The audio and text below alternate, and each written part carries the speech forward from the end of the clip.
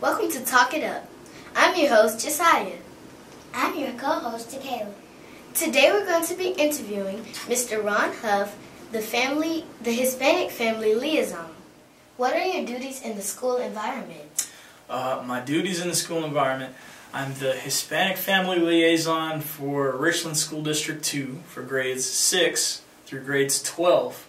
So what I concentrate on is the schools that have a really high Hispanic/Latino population. So that means a lot of those parents, a lot of that whole family only speaks Spanish.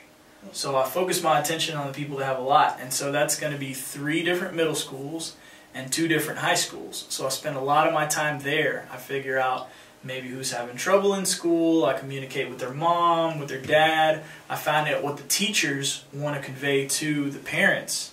And then so if the parents and the teachers and me, if we all collaborate, we can help that student find success. What made you want to leave the military and become a Hispanic Family Liaison?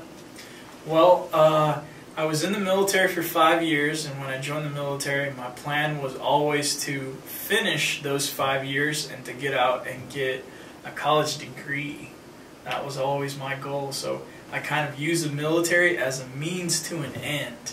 So once I got out and I got the Veterans Administration to pay for my college. They paid for the whole thing. I didn't owe any money once I was done with college. And that was important because college is really expensive these days.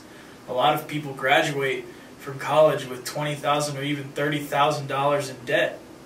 And that can be really stressful on your life. People won't sell you a car if you owe that much money. People won't sell you even a toaster on credit if you have that much debt in your life. So it can get really dangerous. So once I got out and I didn't have any debt, then I looked for a job. And while I was in college, because I grew up speaking Spanish, I ended up getting a part-time job as an interpreter for different schools. So that part-time job, I went after working in that people saw that on my resume, and they actually came and looked for me to work for them as an interpreter full-time.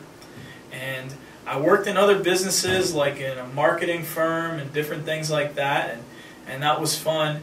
But people came to me and offered me full-time jobs as an interpreter, and when they really wanted me, they actually offered me different things, like, you know, a different office, different salaries to work for them.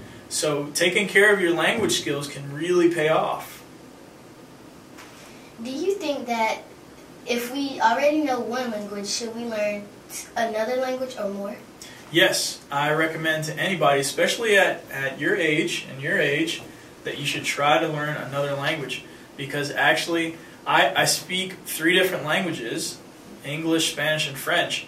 But if I want to take on another language, it's actually harder for me because I'm older. When you're at a younger age, it's actually easier to learn more and more and more languages. What 13 countries did you meet?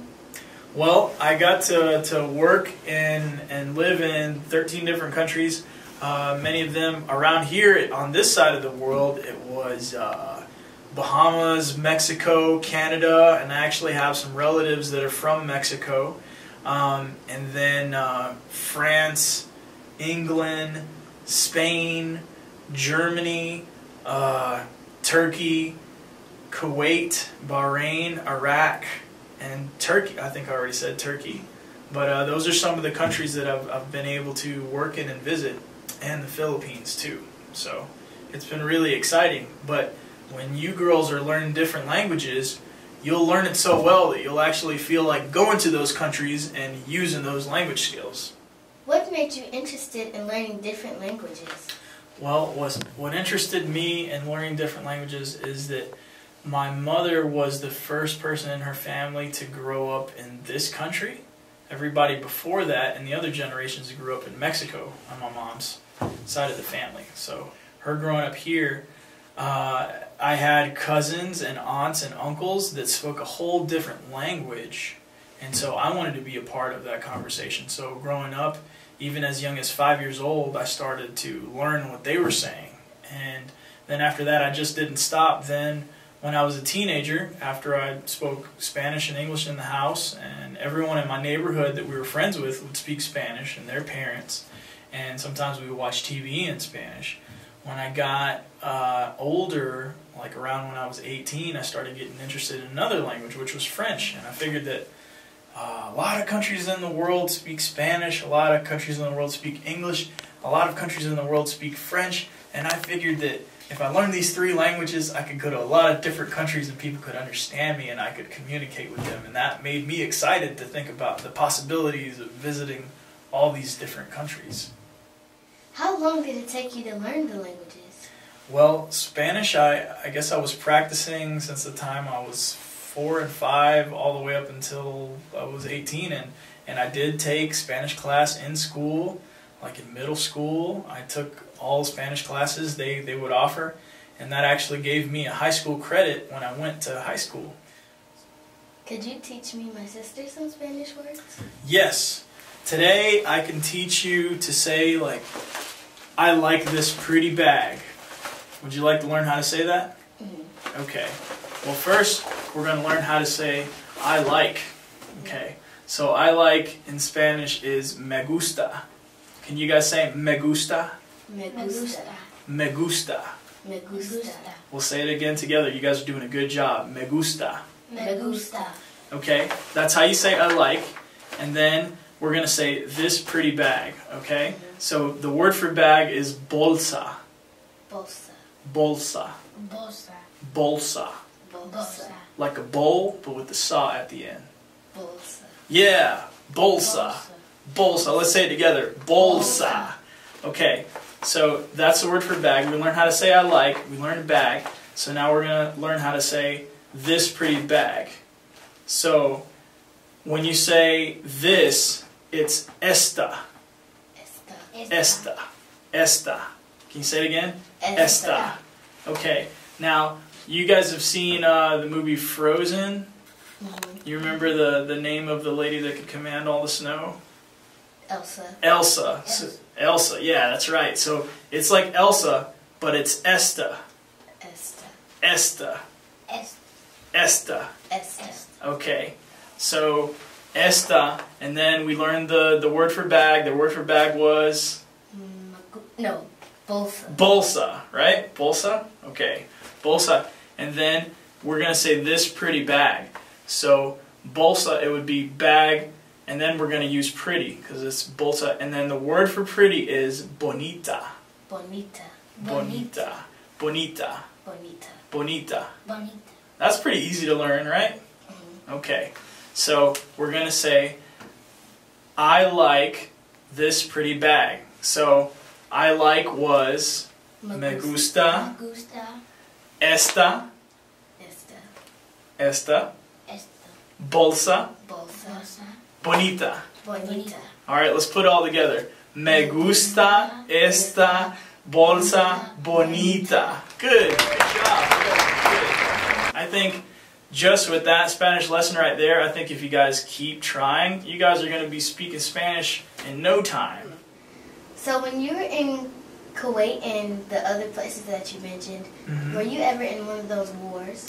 Yes, when I was sent to the Middle East by the U.S. Army, I was there as a paratrooper, and I worked with a team.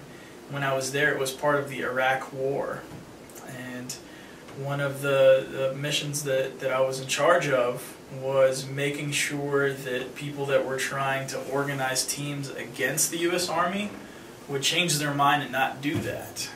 So I had to interact with people that were from Iraq and Kuwait, and that was actually really fun because I got to learn about their culture.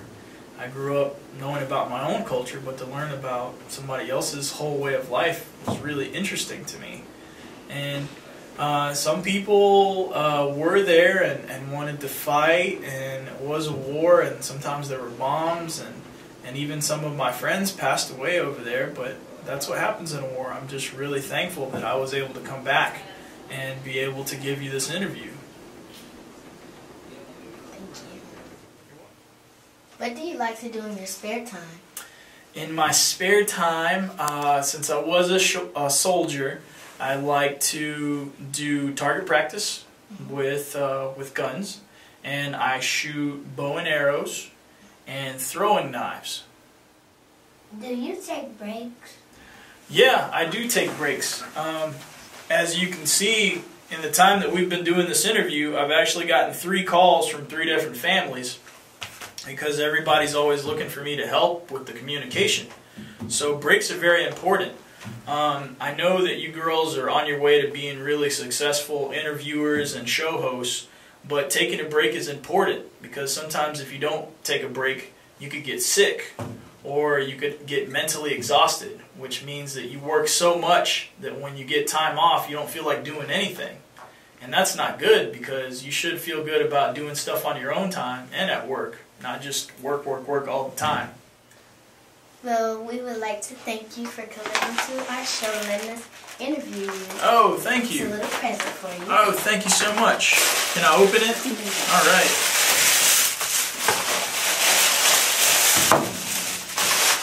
Hey, this is a mug. This is cool. Whose face is this? Mine. Wow, this is awesome. Well, I'll think about you every time I drink juice or cocoa out of this mug. Thank you for tuning in to Talk It Up on JoJo's